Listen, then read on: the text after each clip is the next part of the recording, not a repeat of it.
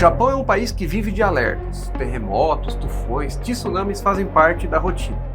Mas nada, absolutamente nada se compara ao que começou às 14h46, numa sexta-feira comum, em 11 de março de 2011.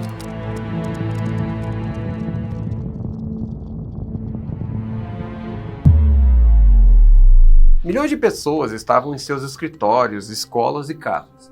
Crianças em sala de aula e trabalhadores se preparando para o fim de semana. E então, do nada, o chão tremeu.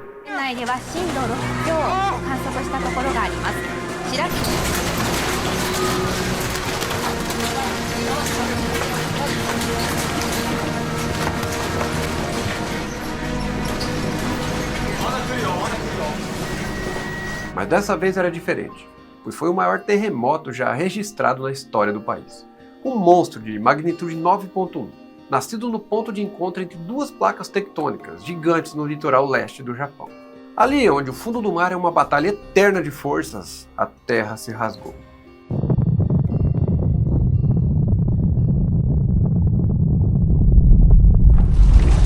O terremoto terminou, mas algo estava errado.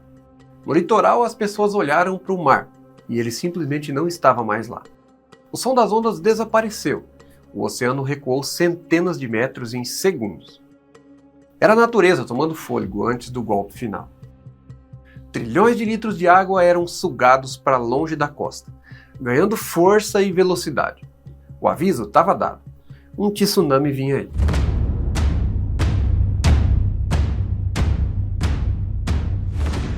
E o maior problema é que bem ali à beira-mar estava uma das principais usinas nucleares do Japão. Fukushima Daiichi. O Japão mal tinha compreendido o que estava acontecendo e o pior ainda estava por começar. O terremoto foi terrível. O tsunami estava a segundos de tocar a costa. E atrás dele vinha um inimigo que ninguém vê. O inferno invisível da radiação. Daquele dia em diante, cada pessoa que trabalhava naquele lugar carregaria uma marca. Não era mais sobre máquinas, protocolos ou engenharia. Era sobre gente, tentando impedir que o Japão revivesse o pior cenário possível. Outro Chernobyl. Fala pessoal, Nando por aqui. E hoje a gente vai reviver esse dia. Vamos entender o que realmente desencadeou o desastre, conhecer aqueles que ficaram quando todos fugiam e ouvir as histórias de coragem que quase ninguém conhece. Esse é o dia em que Fukushima quase parou o mundo. Quando o tremor cessou, Fukushima ainda estava de pé. Na sala de controle, os engenheiros respiravam aliviados. Os reatores desligaram automaticamente assim que o terremoto começou. Tudo parecia ter funcionado como nos manuais. A usina estava segura, por enquanto. Mas tinha um elo frágil nessa corrente de segurança. Os geradores de emergência movidos a diesel. Sem eles, os reatores, mesmo desligados, continuariam aquecendo. E se não fossem resfriados, virariam bombas radioativas. Por uma ironia trágica, esses geradores ficavam no subsolo, protegidos contra terremotos, mas completamente vulneráveis à inundação. A usina tinha um muro de proteção de 5,7 metros, parecia suficiente, até que o Oceano Pacífico mostrou a sua força mais letal.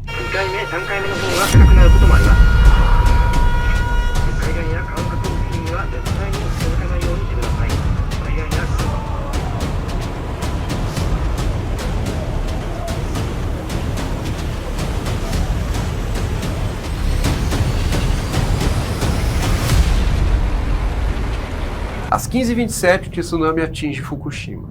Primeiro um rugido ensurdecedor. Aquilo não era uma onda. Era simplesmente um prédio de 15 metros de altura, correndo a quase 700 km por hora. Destruía tudo que tocava. Os muros foram engolidos. Carros, tanques, cabines arrastados como brinquedos. E o subsolo foi tomado em segundos. Na sala de controle, os operadores viram as luzes piscando e apagando. Os geradores, que eram a única salvação, morreram afogados.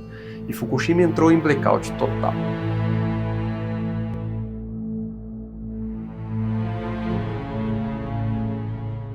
Ali no escuro começou o verdadeiro desastre. Em Chernobyl, o erro foi humano. Arrogância, falhas em cadeia. Mas em Fukushima foi o contrário. Era o colapso da própria engenharia. O muro não foi suficiente, os geradores estavam no lugar errado. E agora ninguém mais tinha o controle de nada. E sem energia não havia bombas de resfriamento, sensores, instrumentos, comunicação, nada. O núcleo começou a esquentar. Minuto a minuto o calor aumentava. E eles sabiam, cada grau a mais era um passo rumo ao colapso. E lá fora o Japão desabava. Rodovias destruídas, cidades submersas, milhares de desaparecidos. Toda a ajuda estava voltada para salvar vidas presas nos escombros.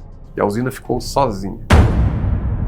Fukushima era agora um navio afundando no escuro. E os homens lá de dentro sabiam que a primeira explosão era uma questão de horas. Na sala de controle, agora iluminada apenas por uma luz de emergência, o diretor da usina, Masao Yoshida, encarava um painel completamente apagado. O blackout total não significava apenas sem luz. Ele estava sem olhos. Ninguém sabia a pressão, temperatura de nada. Eles não sabiam se havia água cobrindo o combustível dos reatores. Agora eles só tinham o silêncio, o escuro e o medo. O reator 1 era a prioridade. Eles sabiam que ele estava fervendo. Mas para salvá-lo precisava de algo simples: energia. Sem isso não tinha como abrir válvulas, ligar sensores e entender o que estava acontecendo. Então Yoshida tem uma ideia, e dá uma ordem que nenhum manual previa. Vão atrás e peguem as baterias dos carros. Não era metáfora, foi literalmente isso. Esse era o plano de emergência de uma usina nuclear, que agora dependia de baterias automotivas. Um grupo de voluntários se formou, engenheiros, técnicos, operadores de painel. Horas antes, apenas trabalhadores de rotina. Agora são uma equipe de resgate. Com seus trajes vestidos, pegaram lanternas e máscaras. A missão? Sair da relativa segurança da sala de controle, atravessando um prédio destruído e andando por corredores inundados com água radioativa. Tudo isso para arrancar baterias dos carros que estavam no estacionamento. E eles fizeram isso. Imagina homens carregando baterias de 12 volts nos ombros, voltando pelos corredores alagados com água radioativa. O plano era tosco, quase infantil. Conectar baterias em série, como um experimento do colégio, para gerar energia suficiente para ligar um painel. Mas enquanto eles arriscavam tudo lá fora, o inimigo crescia ali dentro. O calor no reator 1 estava fora de controle. A água evaporava, e as barras de combustível feitas de zircônio ficaram expostas. E quando o zircônio reage com o vapor, ele cria o gás mais perigoso do planeta, o hidrogênio. O reator virou uma bomba relógio, e a pressão subia a cada minuto. Quando a equipe voltou, milagrosamente conseguiram religar um painel. Por um instante houve esperança, mas o que apareceu nas telas foi o pior cenário possível. A pressão estava no dobro do limite de segurança, e a estrutura de aço não ia aguentar por muito tempo. Yoshida agora tinha duas opções, mas nenhuma delas fazia sentido. A primeira, não fazer nada e assistir o reator 1 explodir, espalhando combustível nuclear por todo o Japão. Já o segundo era abrir o duto de ventilação do reator, liberando o vapor radioativo diretamente na atmosfera. Uma escolha entre o desastre controlado ou o absoluto. Yoshida pega o telefone e avisa Tóquio: vamos ventilar. Mas aí vem a ironia cruel. Para abrir a válvula precisavam de energia. As baterias não davam conta. O plano simplesmente falhou. E o relógio continuava correndo. O reator 1 estava prestes a explodir e naquele momento nem a engenharia nem a sorte podiam mais ajudar. O plano das baterias tinha falhado. A pressão no reator 1 continuava subindo. E a válvula de ventilação emperrada se recusava a abrir. Em Tóquio, na sede da TEPCO, a empresa que comandava a usina, e no governo o pânico já era total. Eles ordenaram que o reator 1 fosse ventilado, sem entender que para fazer isso era preciso ir até o coração da usina, onde a radiação já era letal. Yoshida sabia, a única chance de impedir um desastre continental era mandar alguém lá. Ele chamou os voluntários que ainda estavam na sala de controle. Eles eram a última linha de defesa, e o Yoshida não precisou forçar ninguém. Diante daquela ameaça que ninguém via, mas que todos sentiam, um grupo se ofereceu. Eles sabiam que aquele poderia ser o seu último dia de trabalho, e talvez o último de suas vidas. Eram engenheiros, pais, maridos. Eles vestiram os trajes e receberam a ordem mais aterrorizante. Vão até o reator 1. Abram a válvula de ventilação. Na mão. Para chegar até a válvula, eles precisavam subir 5 andares a pé, no escuro. E o pior, atravessar as áreas mais contaminadas do prédio do reator, onde a radiação já era altíssima. O ar era espesso com vapor, e o chão era coberto de detritos. O medidor de radiação gritava, mas eles ignoravam. A cada passo, a dose que recebiam de radiação era equivalente a anos de exposição normal. Mas agora a prioridade já não era mais se proteger, e sim salvar o Japão. Quando chegaram à válvula, ela estava selada. Era enorme, pesada e feita para ser operada por controle remoto e não por mãos humanas. E depois de minutos que pareciam horas, o vapor radioativo finalmente começou a vazar. Eles tinham conseguido. A pressão começou a cair. O reator 1 foi salvo de uma explosão eminente.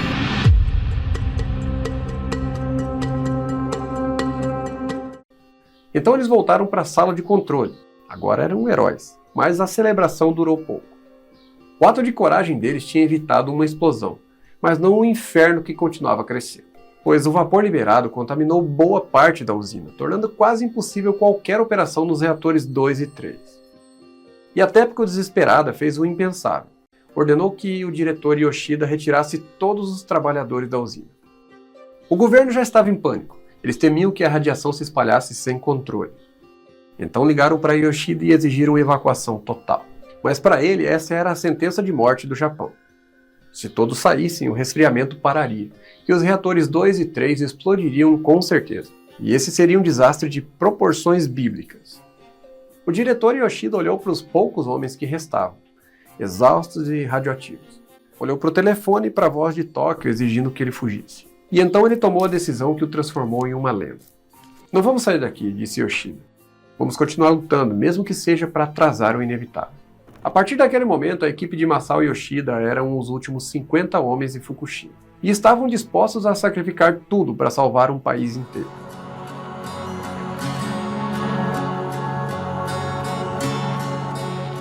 Já na sala de controle, a equipe de Yoshida, exausta, tentava desesperadamente manter o resfriamento do reator 2. Eles sabiam que estavam praticamente sozinhos. A TEPCO queria retirar todos da usina, mas Yoshida decidiu ficar. A ventilação de emergência havia aliviado a pressão do reator 1, mas o problema central ainda continuava. O núcleo ainda estava superaquecido e o zircônio das hastes de combustível reagia com o vapor de água, gerando hidrogênio em grandes quantidades. A equipe conseguiu evitar que o vaso de pressão explodisse, mas o gás liberado começou a se acumular na parte superior do prédio do reator. Agora o hidrogênio invisível e inodoro preenchia a estrutura, e bastava só uma faísca para transformar tudo. Ninguém sabe ao certo o que acendeu o estupim. Talvez uma descarga elétrica, talvez uma réplica do terremoto. Mas às 15h36 do dia 12 de março de 2011 aconteceu. Lá fora um estrondo gigante rasgou o silêncio. O prédio do reator 1 foi lançado pelos ares. Uma nuvem densa de fumaça branca e cinzas radioativas subiu ao céu. Era o início oficial de uma crise nuclear. Na sala de controle, os engenheiros foram arremessados ao chão. Teto caindo, poeira, gritos e alarmes. Yoshida se levantou em meio aos escombros e olhou para sua equipe tossindo, cambaleando mais de pé. A explosão do reator 1 foi o soco final da física. Não era uma explosão nuclear, como nos filmes, mas a força destrutiva era real.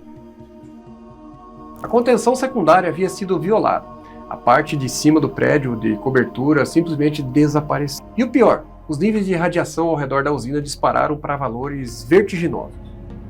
A explosão danificou linhas e válvulas, fazendo o resfriamento do reator 3 falhar logo em seguida.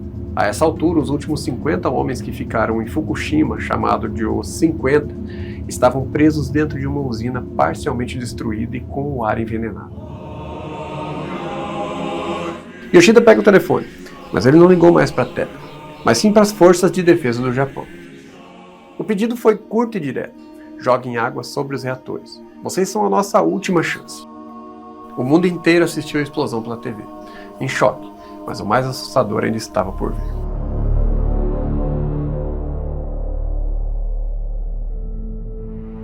Em poucas horas, o reator 3, que usava combustível MOX com urânio e plutônio, também explodiria, e o risco de contaminação radioativa subiria para um novo patamar. A explosão do reator 1 colocou o Japão à beira de um colapso nacional. Tóquio considerava a evacuação. O mundo assistia em choque. Mas em Fukushima, Yoshida ainda lutava. Helicópteros CH-47 Chinook da Força Aérea Japonesa voaram diretamente sobre o inferno radioativo. A missão era simples e suicida: jogar toneladas de água do mar nos reatores superaquecidos. Cada passagem significava receber doses de radiação equivalente a anos.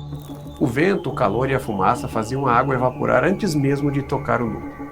Era um ato de coragem, mas não estava funcionando. Enquanto isso, a pressão no reator 3 subia rapidamente. Ele era o mais temido. Usava combustível MOX, uma mistura de urânio e plutônio. Um erro ali e a contaminação seria 1000 vezes pior. E então, na manhã de 14 de março, o inevitável acontece. o hidrogênio acumulado encontrou a sua faísca. A estrutura de concreto se partiu como se fosse papel. Destroços caíram a centenas de metros, e o medidor Geiger de Yoshida disparou. O limite de segurança não existia mais, mas o inferno ainda tinha mais um ato. No dia seguinte, 15 de março, antes do amanhecer, uma nova explosão abalou Fukushima. Dessa vez foi o reator 4. Ele nem estava ativo no dia do terremoto, mas a sua piscina de combustível usado superaqueceu. Então o gás hidrogênio vazado do reator 3 se acumulou ali, e o resultado foi devastador. O topo do prédio foi destruído. Vidros e vigas de aço voaram. Esse foi o golpe final na estrutura da usina. A partir daí, a usina estava completamente fora de controle.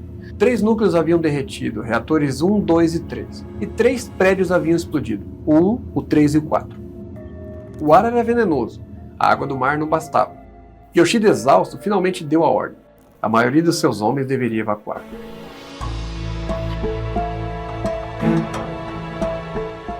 Mas ele ficou, fiel à sua promessa. Um pequeno grupo permaneceu ao lado dele, bombeando a água do mar, enfrentando o invisível. Até que lentamente o fogo cedeu. Yoshida nem acreditava que aquele momento fatídico havia acabado. Eles tinham salvado o Japão de um desastre global. Mas essa vitória teve um alto preço. Yoshida morreria 2 anos depois, em 2013, vítima de câncer de esôfago.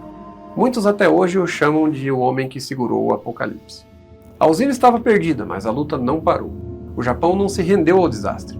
Ele reagiu com o que tinha de melhor: tecnologia.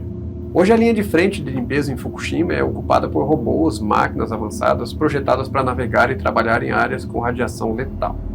São robôs que vasculham o combustível derretido, mapeiam os escombros e preparam o terreno para um trabalho que levará décadas. É a prova da resiliência japonesa.